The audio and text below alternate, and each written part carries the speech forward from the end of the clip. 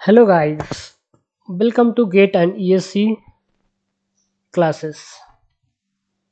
Today we are going to discuss about Engineering Service 2021 solved questions. Question number 1. In various solar energy storage systems pumped in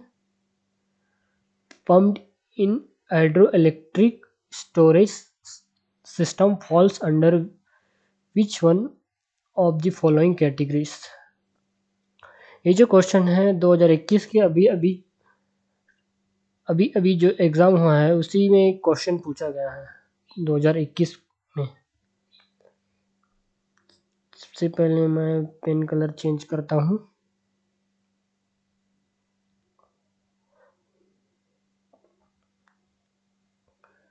black, yellow,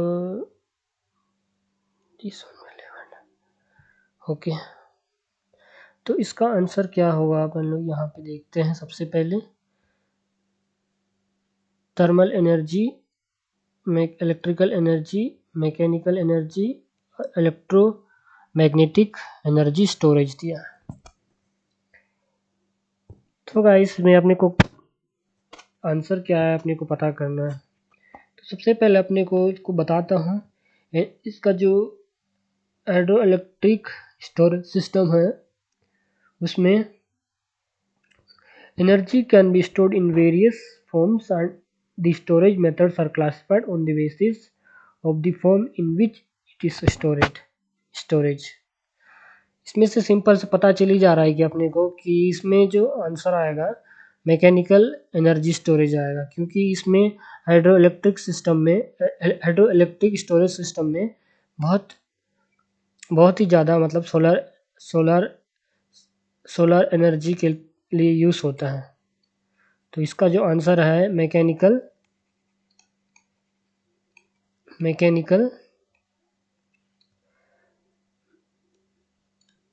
energy storage है।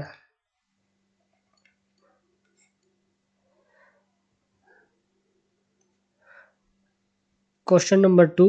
What is the standard value of solar constant adopted by World Radiation Center? World Radiation Centre क्या question दिया यार। इसको अपने को जो इसका solar constant adopted by World Radiation जो है 13 sorry guys 13,627 watt metre square है। इसको कैसे डिफाइन करेंगे इसको यहाँ पे मैं लिख देता हूँ सिंपल शब्दों में।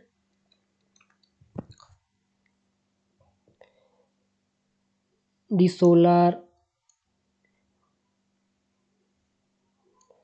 solar constant is defined as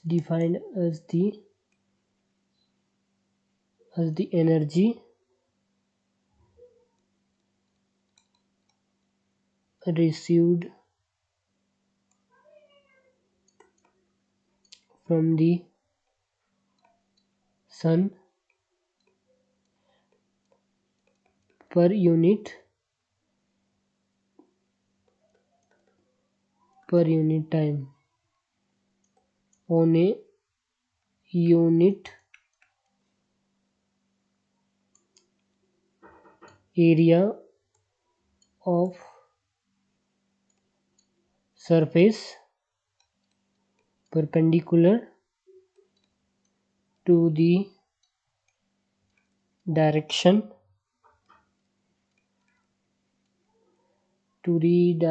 of propagation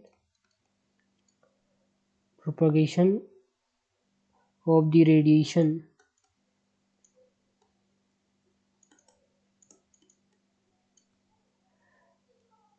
at the top of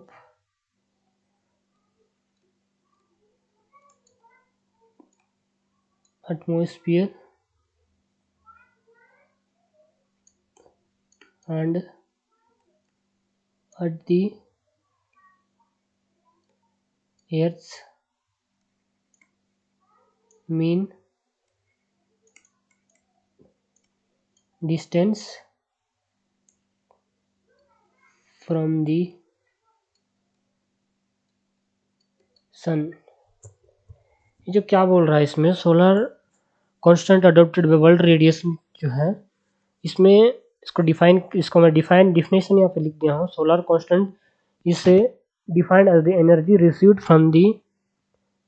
from the sun per unit time on a unit area of surface perpendicular to the direction of propagation of the radiation at the top of atmosphere and the earth's mean distance from the sun। क्या बोल रहा है, perpendicular to the direction of propagation of radiation जो रहता है उसके top of the atmosphere में क्या रहता है, एयर का मेन डिस्टेंस रहता है फ्रॉम द सन।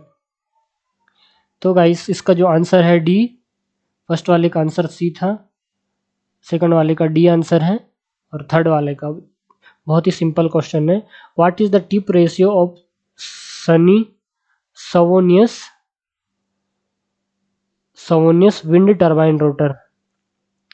इतना सिंपल क्वेश्चन दिया था यहाँ पे। सबसे पहले टिप रेशियो अपन लोग निकाल लेते हैं। टिप रेशियो को अपन लोग कैसे डिफाइन करते हैं, लैम्डा से डिफाइन करते हैं इसको।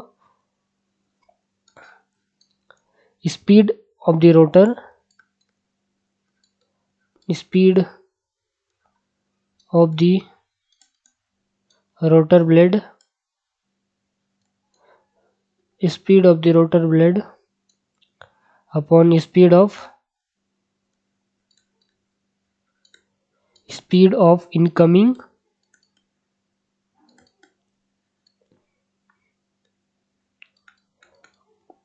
और इसको डिनोट करते हैं आर ओमेगा से, इसको यू नोट से। मैं आप लोगों को पूरे यहाँ पे आप लोगों को वो बता देता हूँ, रोटर टाइप बता देता हूँ, टिप स्पीड रेशियो सब बता देता हूँ यहाँ पे, ताकि आपको आने वाले जितने भी एग्जाम्स हैं उसमें आप लोग इजीली सॉल्व कर सकते हैं। ठीक है गाइस, मैं बता देता हूँ आप लोगों को। इस तरफ रोटर टाइप है, इधर टिप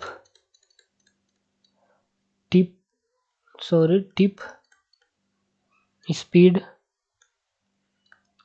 रेशियो। सबसे पहले मैं प्रोपेलर में बता देता हूँ, ठीक है। प्रोपेलर का टिप स्पीड रेशियो क्या होता है। प्रोपेलर में कितने ब्लेड रहते हैं, किसी को पता है? 1 से 3 ब्लेड होते हैं उसमें, प्रोपेलर में। और इसका टिप स्पीड जो होता है 6 से 6 to 20 होता है। और सेवलिंग में होता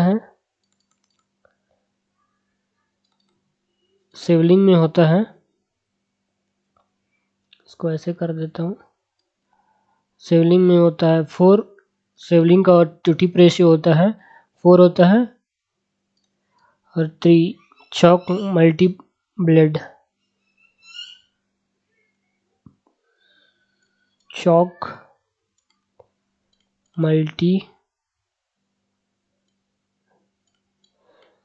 मल्टी ब्लेड का जो टिप रेशियो होता है 3 से 4 के बीच में होता है।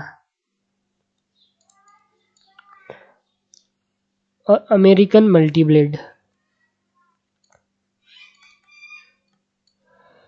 इसे लिखते रहूँगा इस मल्टी ब्लेड, इसका होता है 1 होता है, टिप स्पीड रेशियो जो है 1 होता है। और फिफ्थ आएगा डच टाइप का जो रोटर टाइप होता है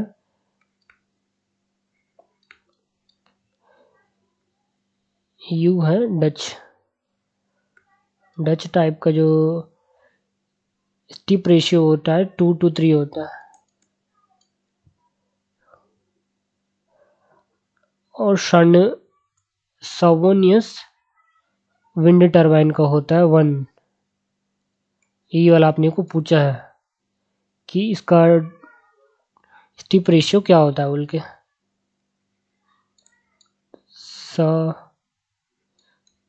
फोन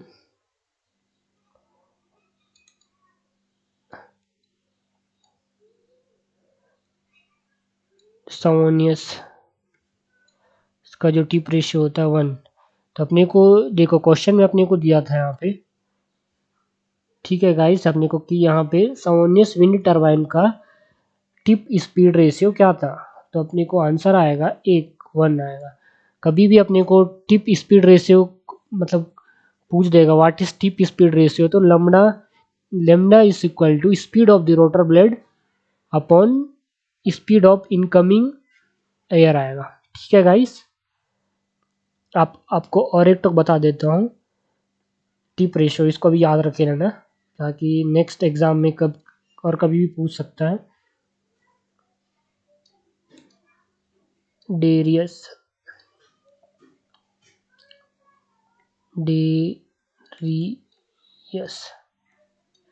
इसका जो टिप रेशियो होता है 5:6 होता है।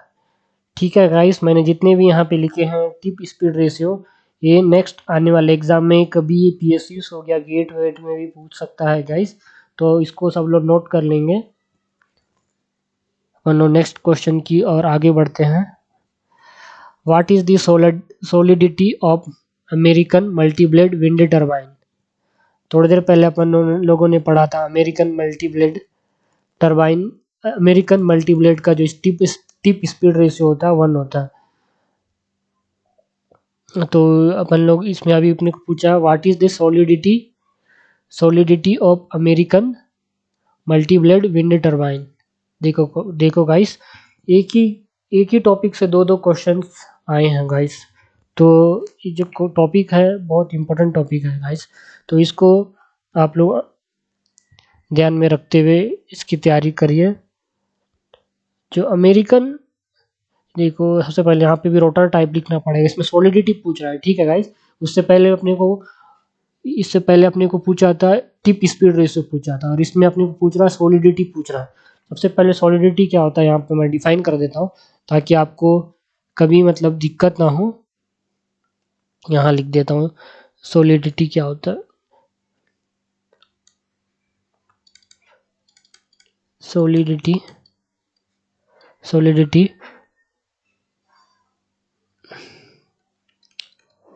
it is defined as the ratio of the projected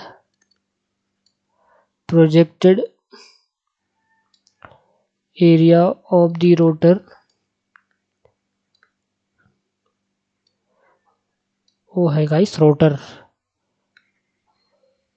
rotor blades on the rotor plane to the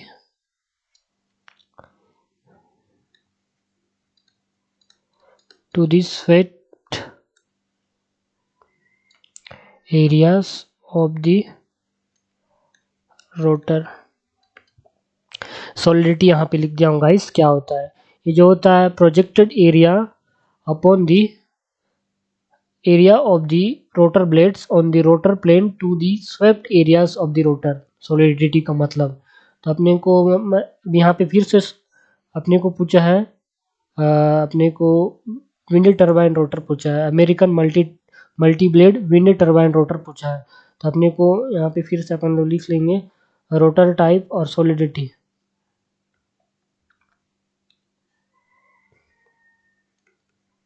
rotor type solidity. Savonius rotor का जो होता है सॉलिडिटी इसका 1 ही होता है, याद रखे रहना है गाइस, कभी भी मतलब पूछ सकता है ये जो है। थोड़ी देर पहले दूसरा पूछा था लेकिन यहाँ पे भी दूसरा है, लेकिन इसका जो आंसर है 1 ही है। तो गाइस इसको याद रख लेना हमेशा, बहुत इंपॉर्टेंट है। क्या पता नेक्स्ट बार ये क्वेश्चन रिपीट हो जाए, मतलब ये क्वेश्चन तो रिपीट नहीं होगा, मतलब इसको डिफरेंट वे में एक्सप्रेस करके दे देंगे तो अपन लोग समझने में बहुत इजी हो जाएगा, और अपन लोग ऐसी इजीली वे में एक सेकंड में एक चुटकी में अपन लोग आंसर दे सकते हैं। मल्टी ब्लेड इसका 0.7 होता है। ये जो क्वेश्चन है गाइस, इसको अपने को मेमोराइज करने का जिसको मतलब मेमोराइज करने का कैपेसिटी है गाइस, वो इंजीनियरिंग सर्विस को इजीली क्रैक कर सकता है गाइस। इसमें अपने को न्यूमेरिकल एबिलिटी कैपेबिलिटी भी चाहिए और अपने को मेमोराइज करने की भी कैपेसिटी चाहिए। इंजीनियरिंग सर्विस में अगर अपने को अच्छे नंबरों से पास होना है, अगर अपने को अच्छे पोस्ट के लिए अपने को जाना है, तो इसका जो आंसर है 0.7, option B is right answer. चलो अपन लोग नेक्स्ट क्वेश्चन की ओर मुड़ते हैं। ये तो बहुत ही सिंपल क्वेश्चन है guys. The energy density of bio ethanol का अपने को डेंसिटी बताना है। तो क्या है गाइस, तो इतना सिंपल क्वेश्चन है कि अपन लोग ये इसको अपन लोग जेई के लिए जब तैयारी कर रहे थे उस समय भी ये क्वेश्चन को मैं पढ़ा था। तो इसका जो आंसर है सी है। इसको आप लोग मेमोराइज करके रख सकते हो, याद कर सकते हो। Option C option 26.6 kg। Okay guys, अपन नेक्स्ट क्वेश्चन की ओर जाते हैं। The percentage of hydrogen in producer gas is. Producer gas क्या होता है? प्रोड्यूसर गैस, इसको मैं आप लोगों को एक्सप्लेन करता हूँ।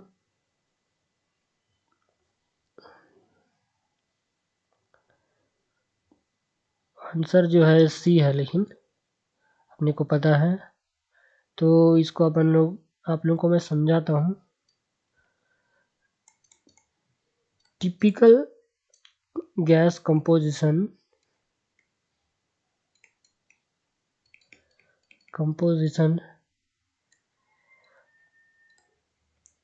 ऑफ प्रोड्यूसर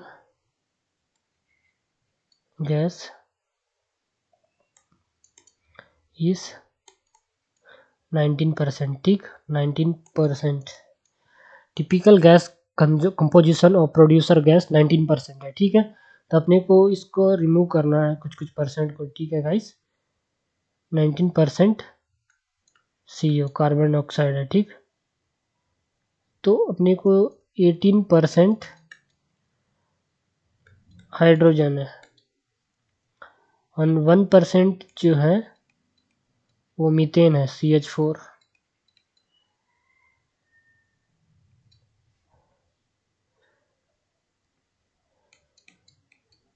11% जो है वो CO2 है।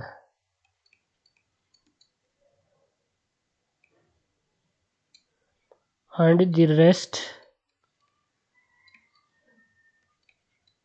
जो है, और जो बचा वाला है N2 है। ठीक है गाइस, तो प्रोड्यूसर गैस क्या होता है? प्रोड्यूसर गैस क्या होता है? हाइड्रोजन होता है ना गाइस। तो आंसर जो 18 है। जो टिपिकल कंपोजिशन प्रोड्यूसर गैस है गाइस, इसको हमने को याद करके रखे लेना है, याद करके रखना है इसे, ताकि अपने को कभी भी एग्जाम में पूछेगा तो अपन लोग डायरेक्टली अपन लोग इसको सॉल्व कर सकते हैं। चलो अपन लोग नेक्स्ट क्वेश्चन की ओर जाते हैं। Question number 7। In single basin the double effect scheme power is generated. ये जो single basin double effect scheme है, power is generated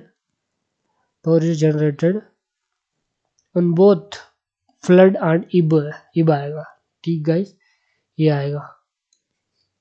option D will be our right answer. क्योंकि देखो, इन सिंगल इफेक्ट स्कीम, यहाँ पे लिख देता हूँ,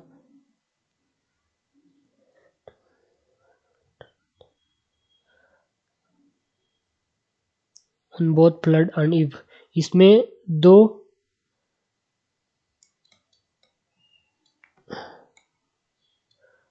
टू वे रिवर्सिबल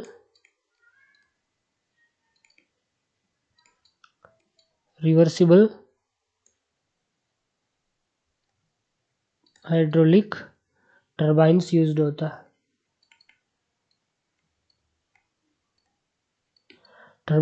होता है। और सिंगल इफेक्ट में होता है, इन सिंगल इफेक्ट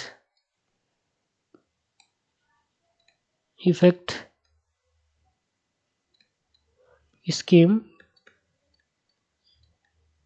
पावर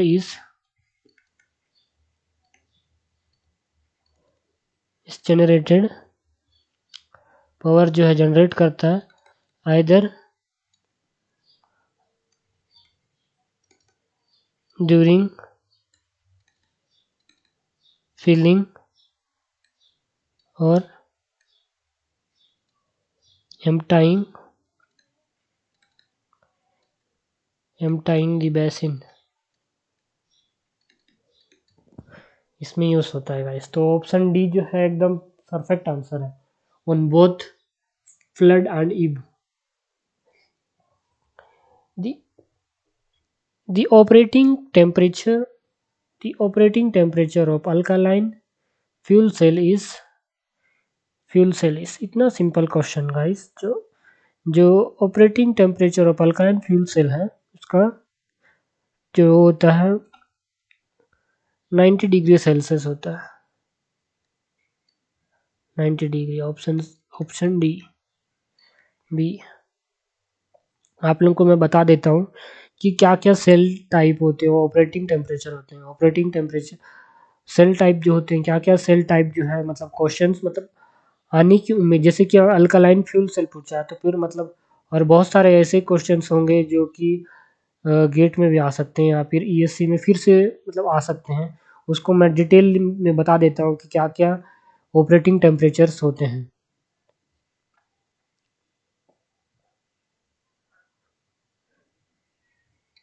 ये आपकी सेल टाइप, ये आपके ऑपरेटिंग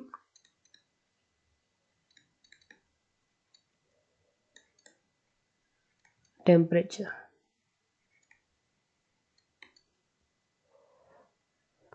सबसे पहले फॉस्फोरिक एसिड फ्यूल सेल बताऊंगा आप लोगों को। फॉस्फोरिक एसिड फ्यूल सेल,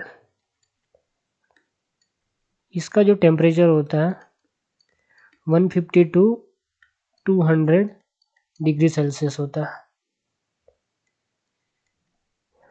और अल्कालाइन फ्यूल सेल तो आपको बता ही दिया हूँ 90 डिग्री होता है। चलो मैं लिख देता हूँ ताकि आप लोगों को नोटबुक में भी लिखने में इजी हो जाए।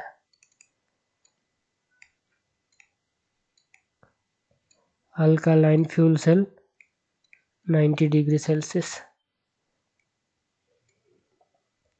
और सॉलिड पॉलीमर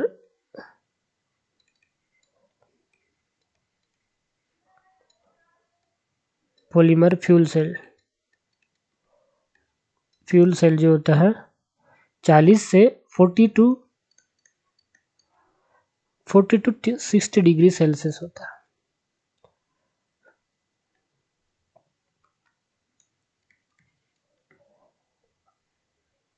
और direct methanol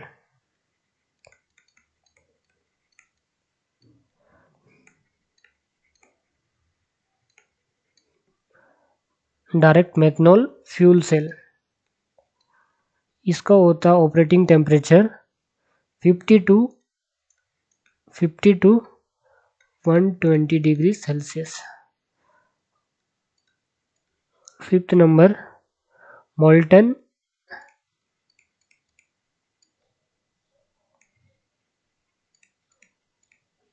carbonate fuel cell, इसका ऑपरेटिंग टेम्परेचर होता है 600 टू 700 डिग्री सेल्सियस। ठीक गाइस, इतने इतने जितने भी सेल टाइप आप लोग को बताऊँ गाइस, इसको आप लोग याद रख लीजिएगा ताकि नेक्स्ट जितने भी आने वाले एग्जाम्स है उसमें आपको पूछा जा सकता है, तो डायरेक्ट आप लोग ऑपरेटिंग टेम्परेचर के थ्रू आप आंसर दे सकते हैं। तो गाइस मैं नेक्स्ट क्वेश्चन की ओर जाता हूँ। The ideal question number 9, the ideal EMF produced by polymer electrolyte membrane fuel cell at 25 degree Celsius is. इसको शॉर्ट फॉर्म में बोलते हैं ईएमएफ को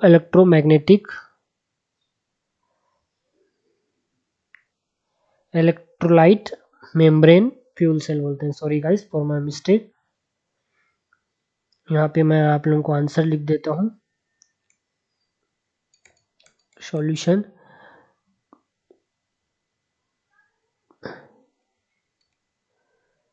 पॉलीमर इलेक्ट्रोलाइट, मैं आप लोगों को ईएमएफ के पूरा फुल फॉर्म यहाँ लिख दे रहा हूँ गाइस, तो टाइम तो लगेगा। Electrolyte membrane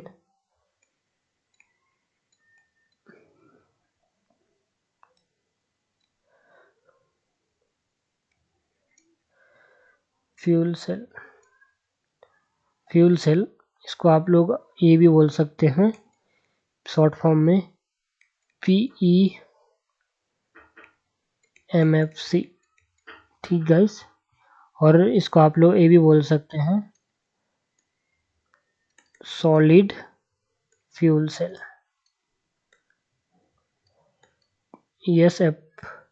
SPFC।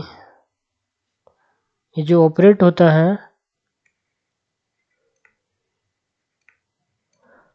Operates at 40 to 60 degree Celsius. The ideal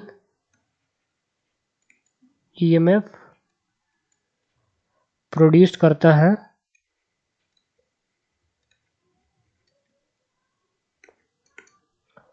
1.23 volt at 25 degree Celsius.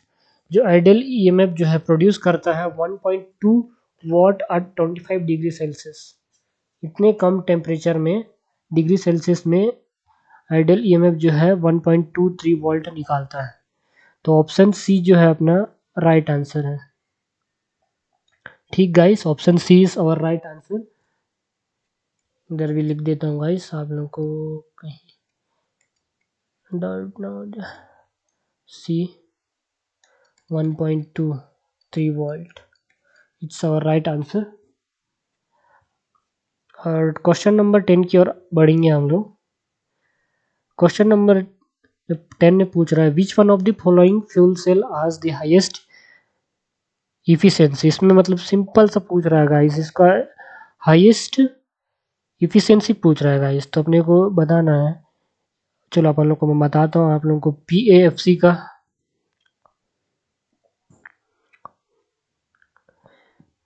आप लोग को मैं फ्यूल सेल भी बता देता हूँ। फ्यूल सेल रहेगा PAFC का ना, PAFC का ये फ्यूल सेल है गाइस, फ्यूल सेल। और इफिशिएंसी इधर लिख देता हूँ, एफिशिएंसी PAFC का जो इफिशिएंसी है 42% है गाइस।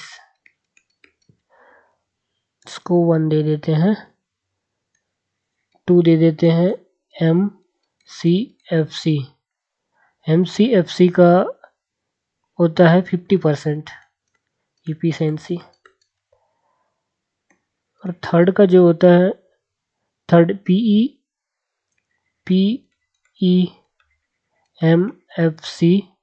का जो इफिशिएंसी होता है 48 to 58% होता है।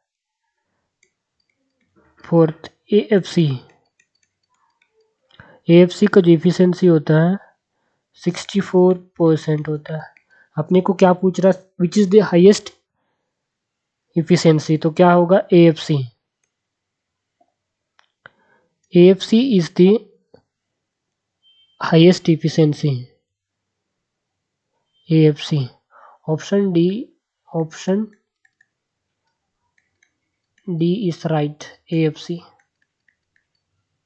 AFC is our right answer. So guys, अपन लोग जाएंगे नेक्स्ट क्वेश्चन की ओर। Question number 11। How many kilogram of steam per day is produced by 15-meter diameter community solar cooker developed by Center for Scientific Research, Auroville, Pondicherry? क्या question है भाई, ये सी ने पूछा था। बढ़िया शानदार क्वेश्चन है। इसको अपन लोग सॉल्व करने का एक सिंपल तरीका बताऊंगा। इसको सॉल्व करने की भी जरूरत नहीं है, इसको अपन लोग चुटकी में सॉल्व कर सकते हैं। जो 15 मीटर डायमीटर पूछ रहा है अपने को, 15 meter diameter community solar cooker, community solar center for scientific research Auroville पूछ रहा है। Around 600 kg of steam per day generated from this fall.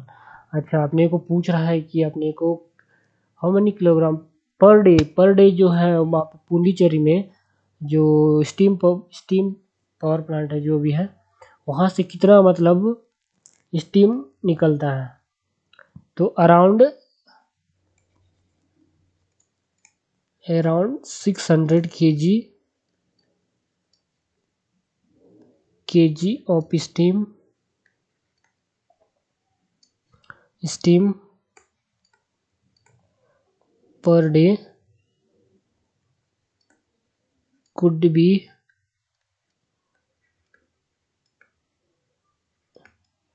be generated। around 600 kg of steam per day could be generated। Option C will be our right answer। Option C, option C. जो question था guys, जो general knowledge भी जान रहा है वही question मतलब solve कर सकते हैं गाइस, अदरवाइज नहीं सॉल्व कर पाओगे। तो इसीलिए गाइस जनरल नॉलेज भी बहुत इंपॉर्टेंट है। क्या इंडिया में हो रहा है, क्या नहीं हो रहा है, ये सब जानना भी बहुत इंपॉर्टेंट है गाइस। Question number 12।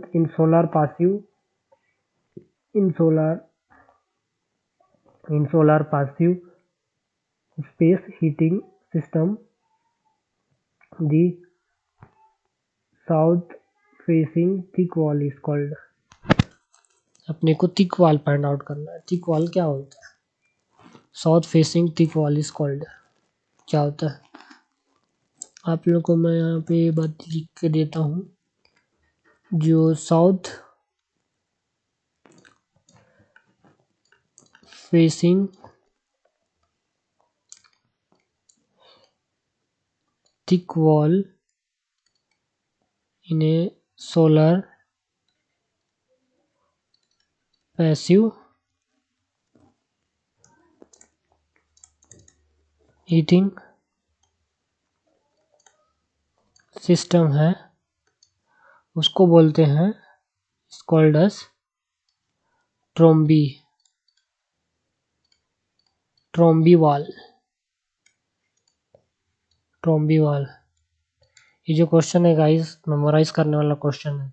बिना मेमोराइज के आप लोग ये क्वेश्चन को सॉल्व ही नहीं कर पाओगे। तो जितना हो सके गाइस उतना आप लोग बुक्स रीड करने की कोशिश करें। तब समझ में नहीं आए तो आप लोग मेरे चैनल को आके देख सकते हो गाइस। मेड ऑफ कंक्रीट, ये जो किस किस से बनता है? ट्रोम्बी वॉल जो है मेड ऑफ कंक्रीट का बनता है, अडोबी का बनता है, स्टोन मीन्स पत्थर, और कंपोजिट्स कंपोजिट्स कंपोजिट्स का स्पेलिंग रॉन्ग है। कंपोजिट सही लिखा, सही लिखा। composites of brick blocks and sand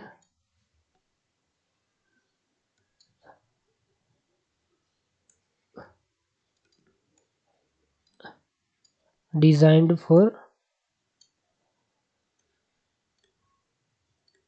thermal storage. तो guys south facing thick wall is in solar passive heating system जो है ट्रॉम्बी वॉल है और किस किस का बना है wall made of concrete Adobe stone और composites of brick blocks and sand design for thermal storage से बना हुआ है गाइस। तो इसको आप लोग अच्छे से याद रखेंगे ट्रॉम्बी वॉल क्या होता है। Question number 13,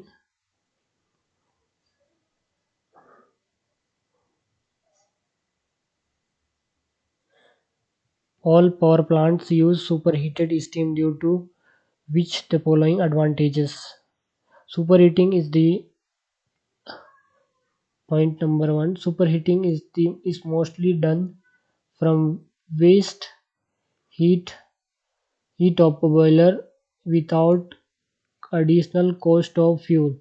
The plant efficiency increases due to higher temperature of steam.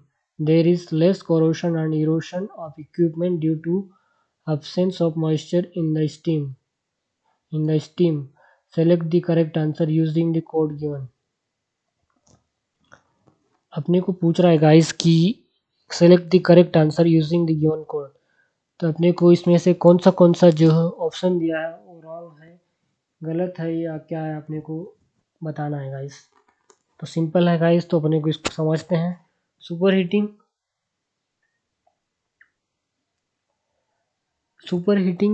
is mostly done from waste of a boiler without additional cost of fuel. ये क्वेश्चन ये तो बहुत मतलब ये जो है पावर प्लांट में यूज़ होता ही है सुपर हीटेड स्टीम के लिए। ये फर्स्ट जो है जो सही है, फर्स्ट का राइट है। Super heating is mostly done from waste heat of boiler without additional cost of fuel. देखो अपने को सुपर हीटिंग में मतलब वेस्ट को ही अपन लोग यूज़ करते हैं, मोस्टली अपन लोग वेस्ट को प्रीफर करते हैं, ना कि फ्यूल व्यूल को अपन लोग एडिशनल कॉस्ट के लिए यूज़ करते हैं। Without additional cost of fuel के लिए अपन लोग यूज़ करते हैं। सुपर हीटिंग में मोस्टली अपन लोग वेस्ट को यूज़ करते हैं। The plant efficiency increases due to higher temperature of the steam.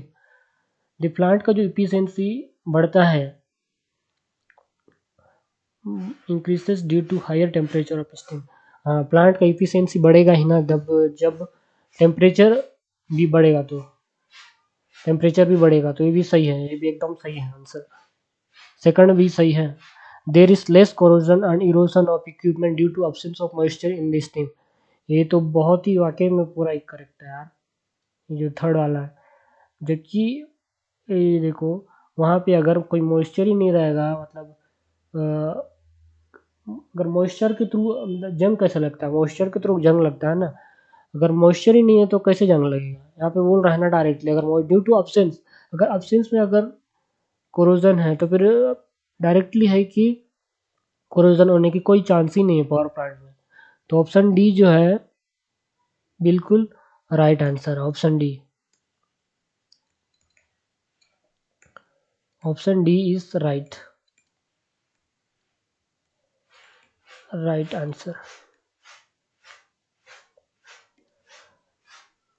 तो गाइस अपन लोग नेक्स्ट क्वेश्चन की ओर मुड़ते हैं। व्हाट आर द इफेक्ट्स, रुको गाइस थोड़ी देर में पानी पी लेता हूँ। What are the effects of regenerative feed water heating for the same turbine output?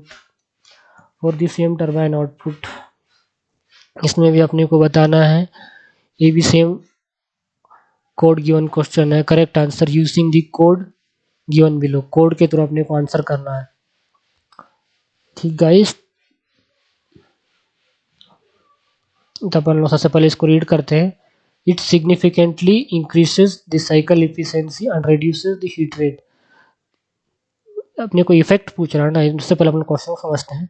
What are the effects of regenerative feed water heating for the same turbine output.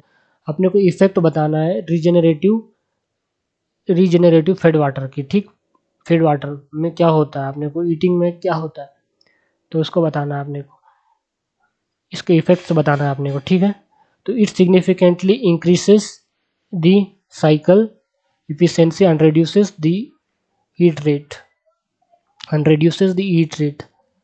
ये भी बिल्कुल राइट आंसर है गाइस, क्योंकि regenerative में ऐसा बिल्कुल होता ही है, क्योंकि साइकिल की इफिशियंसी सिग्निफिकेंटली बढ़ती है और उसका रिड्यूस होता है, हीट रेट जो है रिड्यूस होता है,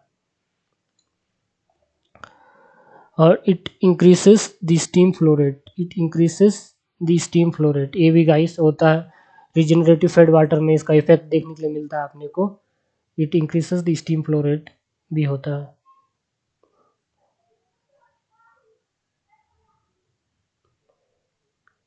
और ये question third point, it increases the steam flow to the condenser. ये रॉन्ग है गाइस, कंडेंसर कभी मतलब मूव नहीं करता है गाइस. थर्ड पॉइंट जो है मैं आप लोग को बताता हूँ. थर्ड पॉइंट क्या होता है,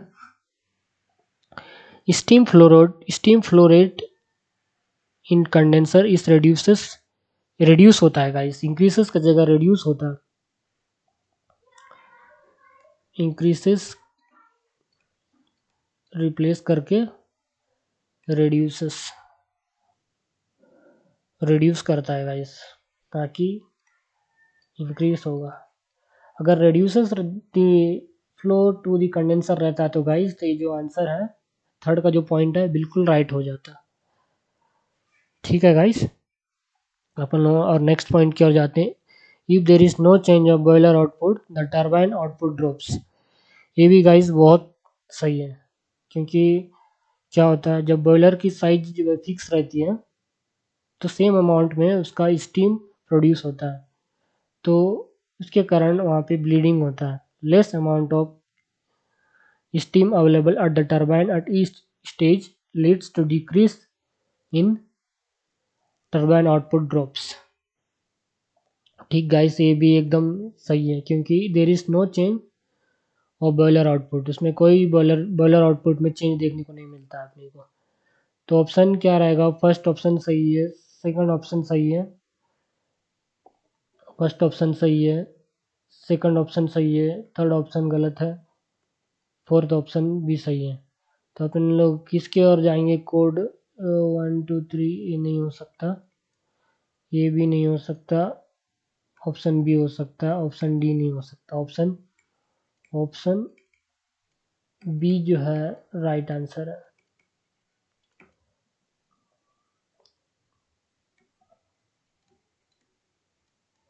अगर गाइस आप लोग को कहीं पे भी डाउट हो तो आप कमेंट बॉक्स पे आप लोग लिख सकते हैं कि यहाँ पे डाउट है, उसके लिए मैं अलग से वीडियो में सॉल्व करके आप लोग को बता दूंगा गाइस. चलो आप लोग को मैं नेक्स्ट क्वेश्चन की ओर जाता हूँ. क्वेश्चन नंबर 15, ये भी सेम एक कोड वाला क्वेश्चन है. कोड वाला क्वेश्चन में ना गाइस बहुत गलत होने की बहुत उम्मीद रहती है गाइस, तो फिर आप लोग कोड वाला क्वेश्चन को अच्छे से रीड करिए कि क्वेश्चन में क्या बोल रहा है अपने को. सबसे पहले अपने क्वेश्चन में क्या बोल रहा है अपने को वही पता करना है. तो ठीक है गाइस, अपने को इसमें क्या बोल रहा है क्वेश्चन में, which of the following are the advantages of pulverized coal firing अपने को कोल फायरिंग को पुलवराइज्ड कोल फायरिंग के बारे में पूछ रहे हैं, एडवांटेजेस. ठीक है गाइस,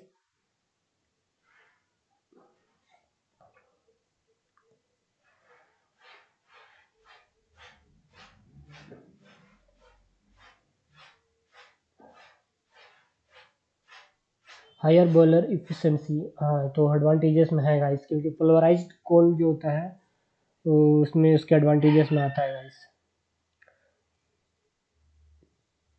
इसको मैं सबसे पहले आप लोग को एडवांटेजेस कुछ कुछ बता देता हूँ. It has better and fire response over firing with the load variation, ये हो गया पहला advantages. Ability to second one, ability to use high preheated air reducing exhaust losses. और third point, ability to release large amount of heat enabling it to generate about 2000 ton per hour of steam or more in one boiler. Option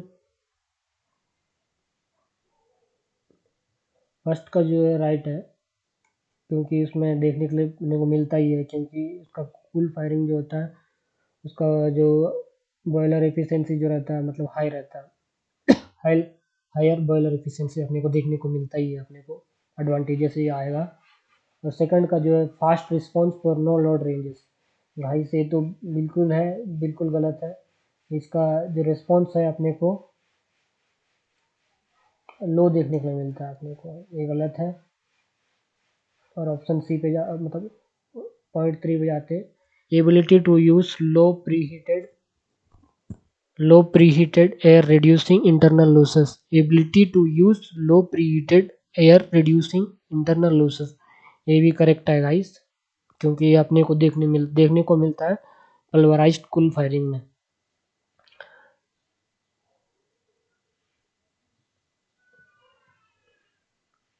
option fourth, ability to release large amount of heat enabling it to generate about 2000 ton per hour of the steam in one boiler, ये भी right answer.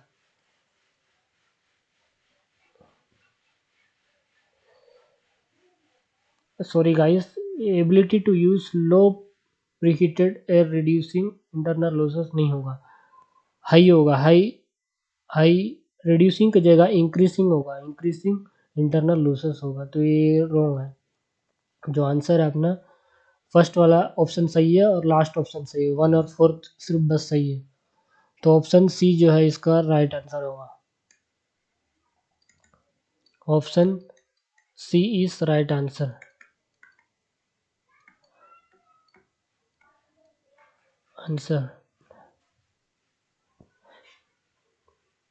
Question number 16 की ओर जाते हैं हम लोग।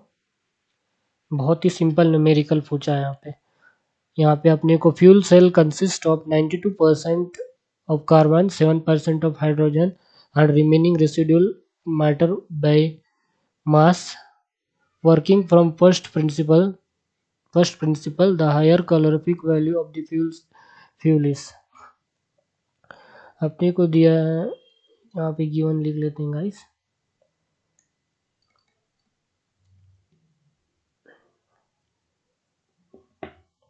Given लिख लेते हैं गाइस। गिवन 92% अपने को कार्बन दिया है, 7% हाइड्रोजन दिया है। ठीक गाइस, मैं इसको heat released by carbon in combustion कैसे निकालते हैं आप लोग को बताऊंगा।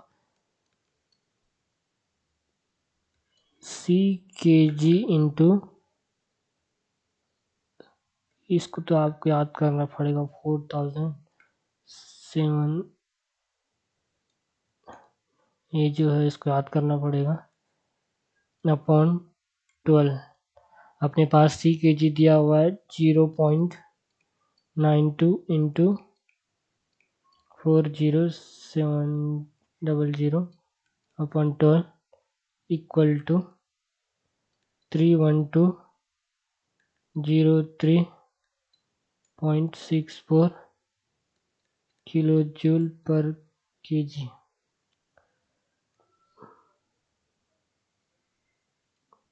ठीक गाइस, अपने पास आ गया है heat released by combustion in carbon in combustion आ गया है। अपने को अभी अपने को हाइड्रोजन का निकालना है। ठीक गाइस, हाइड्रोजन का यहाँ पर लिखेंगे हम लोग, ये कार्बन का था, ये कार्बन का है, ये हाइड्रोजन का है।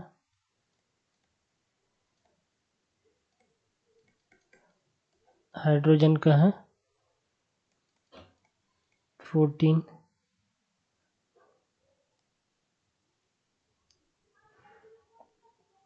14300 इंटू 0.07 इक्वल टू, इसको सॉल्व करेंगे तो 10010 किलो जूल पर केजी आएगा। फिर अपने पास दोनों आ गया तो फिर अपन दोनों का इंटू करेंगे। जो आंसर आया हाइड्रोजन और कार्बन का अपन लोग इंटू करेंगे, उससे अपने को वर्किंग उससे अपने को higher calorific value of fuel cell अपने को मिल जाएगा, फ्यूल मिल जाएगा।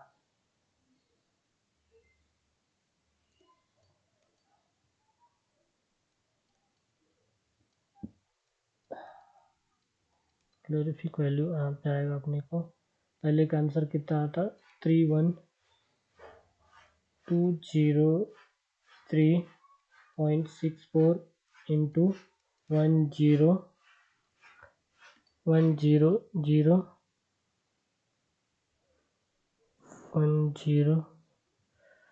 सॉरी गाइस यहाँ 1 है, 10 इसका इंटू करेंगे तो कितना आंसर आएगा,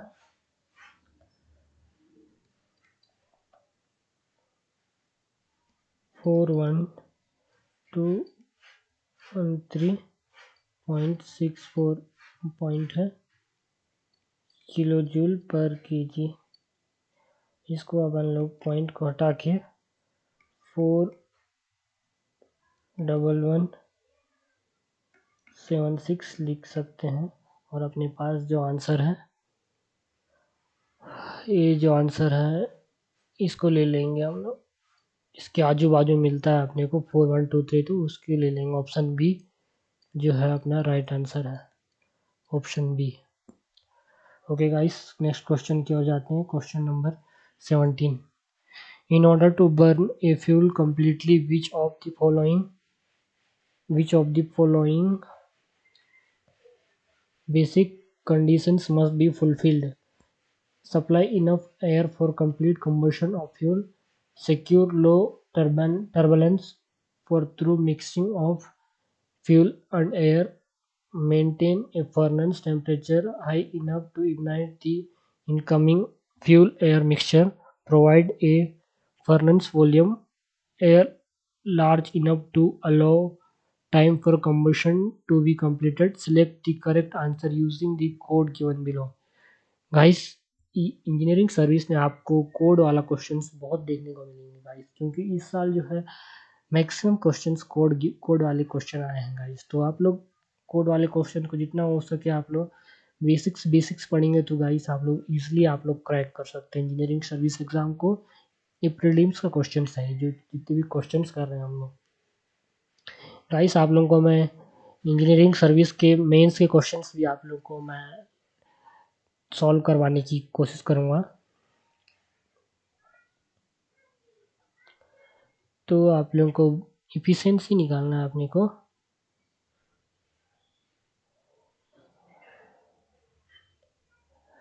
In order to burn a fuel completely, which of the following basic condition must be fulfilled? अपने को पूछ रहा है कि फ्यूल का जो फ्यूल जो है कंप्लीटली बर्न होगा, उसका बेसिक कंडीशन क्या होगा, मतलब सबसे बेसिक कंडीशन क्या होगा अपने को वो बताना है। तो फिर देखते हैं यहाँ पे, supply of enough for complete combustion of fuel, supply enough air for complete combustion. ये तो राइट होगा गाइस, क्योंकि फ्यूल को बर्न होने में अपने को इनफ एयर की ज़रूरत होगी गाइस। तो फिर ये जो है अपने को ये तो राइट होगा। नेक्स्ट फर्स्ट वाला तो राइट होगा। और सेकंड जो है secure low turbulence for through mixing of fuel and air. Guys, इसमें लो की जगह हाई टर्बुलेंस रहता तो एयर राइट हो जाता, लेकिन ये लो टर्बुलेंस दिया है गाइस, तो फिर रॉन्ग है। Maintain a furnace temperature high enough to ignite incoming fuel air mixture.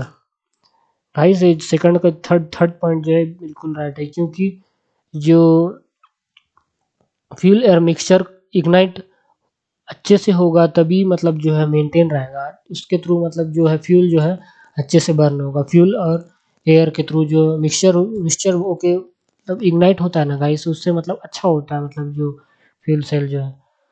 और फोर्थ पॉइंट पे जाते हैं हम लोग। Provide a furnace volume of large enough to allow time for combustion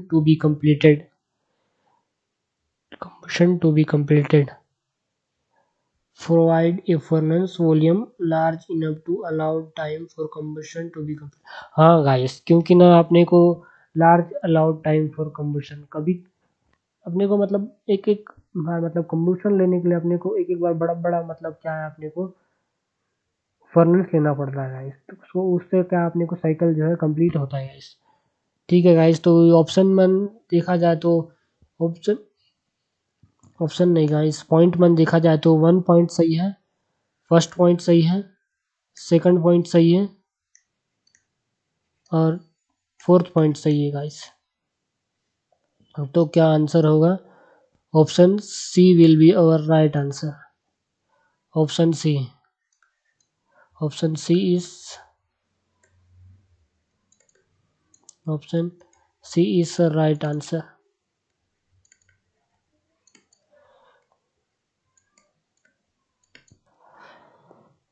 Okay guys, question number 18. The efficiency of any cycle increases with, ऐसा बोल रहा है गाइस, जब इफिशियंसी जो है कोई भी साइकिल का इंक्रीज होगा, बस इतनी पूछा है गाइस। तो अपने को ऑप्शन, इसको देख के अपने को समझना है गाइस।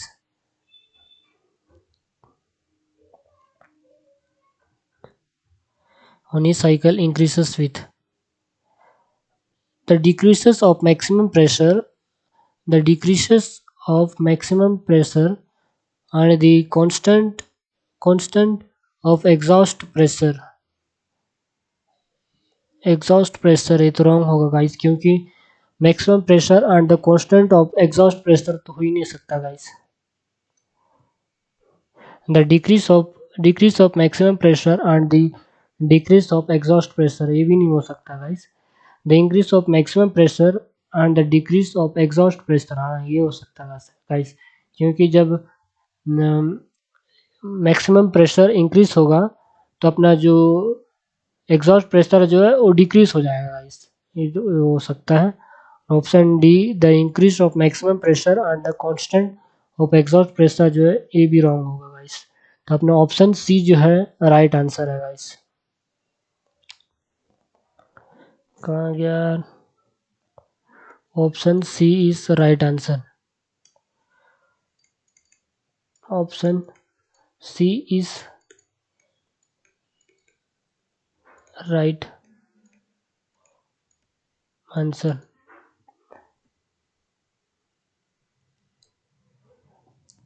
क्वेश्चन नंबर 19 पे जाते हैं हम लोग। बहुत ही सिंपल न्यूमेरिकल आया था पावर प्लांट में। पावर प्लांट का efficiencies of electric generator, turbine boiler cycle and overall plant है, मतलब उसके मतलब इफिशियंसीज दिया है अपने को। जनरेटर का दिया है, टरबाइन का दिया है, बॉयलर का दिया है, साइकिल का दिया है और ओवरऑल प्लांट इफिशियंसीज दिया है अपने को फाइंड आउट करना है what is the efficiencies of auxiliaries. सबसे पहले अपन लोग गिवन डाटा यहाँ पे लिख लेते हैं हम लोग। गिवन दिया है अपने पास, जनरेटर का इफिशियंसी दिया है अपने को 0.97, इफिशियंसी ऑफ टरबाइन दिया है, टरबाइन को अपन लोग मैकेनिकल में लिख लेते हैं, मैकेनिकल भी बोलते हैं टरबाइन को, 0.95 और बॉयलर दिया है, इफिशियंसी ऑफ बॉयलर दिया है अपने पास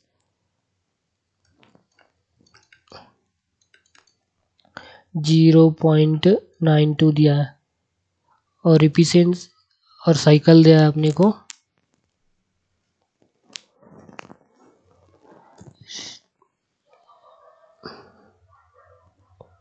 साइकिल को आइसेंट्रोपिक भी बोलते हैं, आइसेंट्रोपिक भी बोलते हैं। उस कितना दिया है 0.42 दिया है और अपने को दिया है ओवरऑल दिया है 0.33 और अपने को इफिशियंसी ऑक्स फाइंड आउट करना है, इफिशियंसी ऑक्स फाइंड आउट करना है। अपने को इफिशिएंसी ऑक्स फाइंड आउट करना है गाइस। तो अपने को इसको सॉल्व करने के लिए सिंपल फॉर्मूला है गाइस, मैं बता दूंगा।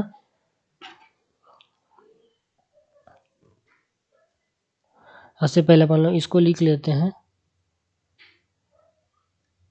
Efficiency overall equal to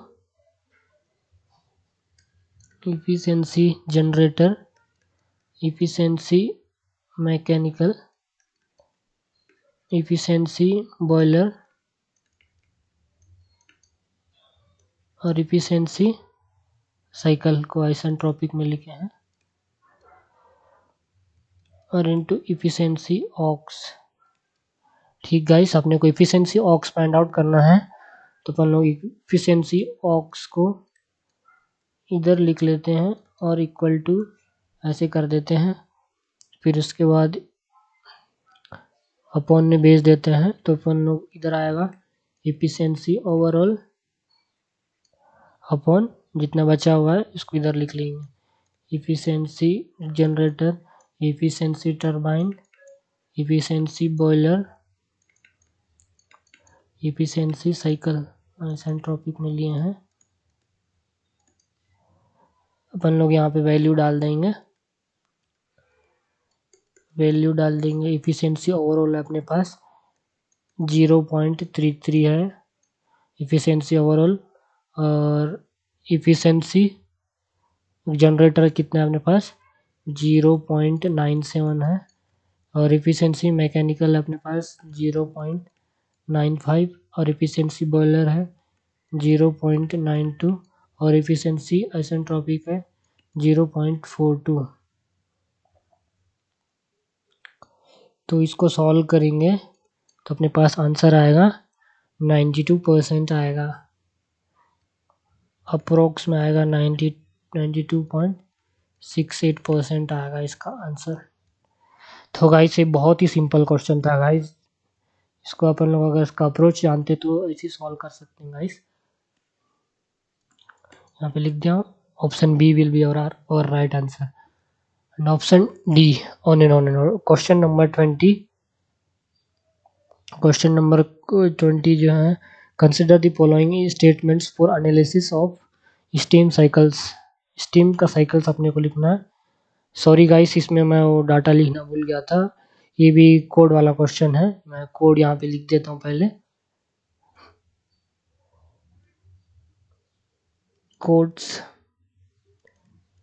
given, codes लिख देता हूँ यहाँ पे ना, कोड्स ऑप्शन ए जो है 2 and 3 ओनली, ऑप्शन बी जो है 1 and 3 ओनली, ऑप्शन सी जो है 1 and 4 ओनली, ऑप्शन डी में है 2 and 4 ओनली। तो गाइस इस स्टेटमेंट को पढ़ेंगे, अपने को एनालाइज करना है, analysis of steam cycles, analysis of steam cycles find out करना है गाइस अपने को, मतलब इसमें से गिवन डाटा में से, मतलब ऑप्शंस में से कौन सा ऑप्शन करेक्ट है कौन सा ऑप्शन गलत है अपने को पता करना है guys. Steam power plant continuously converts the energy stored in fossil fuels और fissile fuels into shaft. Guys ये बिल्कुल सही आंसर है गाइस, क्योंकि फॉसिल फ्यूल से शाफ्ट में कन्वर्ट करता है गाइस, बिल्कुल सही है। Steam power plants works on the Brayton cycle, ये बिल्कुल रॉन्ग आंसर है, steam power plant Brayton cycle पे वर्क नहीं करता है। ऑप्शन नहीं, point 3, in super critical steam cycle steam is generated in once through boiler at a pressure above the critical point of 27.5 बार। ये गलत है गाइस, क्योंकि इसका क्रिटिकल पॉइंट जो है इतना नहीं रहता है गाइस, 27.5 बार जो है नहीं रहता।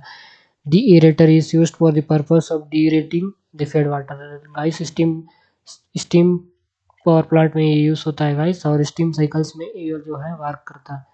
तो अपना जो है पॉइंट 1 और 4 जो है राइट आंसर है। तो ऑप्शन सी अपना राइट आंसर है। तो इधर मैं लिख देता हूँ option C is right answer, right. अगर गाइस आप लोगों को कहीं पे भी डाउट लगे तो आप कमेंट सेक्शन पे लिख सकते हैं कि वहाँ पे डाउट है। And thank you so much. अगर आपको मेरी वीडियोस अच्छी लगी हो, वीडियो ये इंजीनियरिंग सर्विस के जितने भी क्वेश्चन अभी तक मैंने सॉल्व किए हैं, जितने भी अच्छे लगे हो तो आप मेरे वीडियो को लाइक और सब्सक्राइब कर सकते हैं, ताकि नेक्स्ट अपडेट के लिए आप बने रहेंगे। सब्सक्राइब करेंगे तो क्या रहेगा, इसके थ्रू आपको मैं जब भी वीडियोस डालूंगा आपको नोटिफिकेशन मिल जाएगा गाइस। ठीक, तो इसी के साथ दोस्तों आपको मैं नेक्स्ट वीडियो पे मिलूंगा। अभी के लिए थैंक यू सो मच।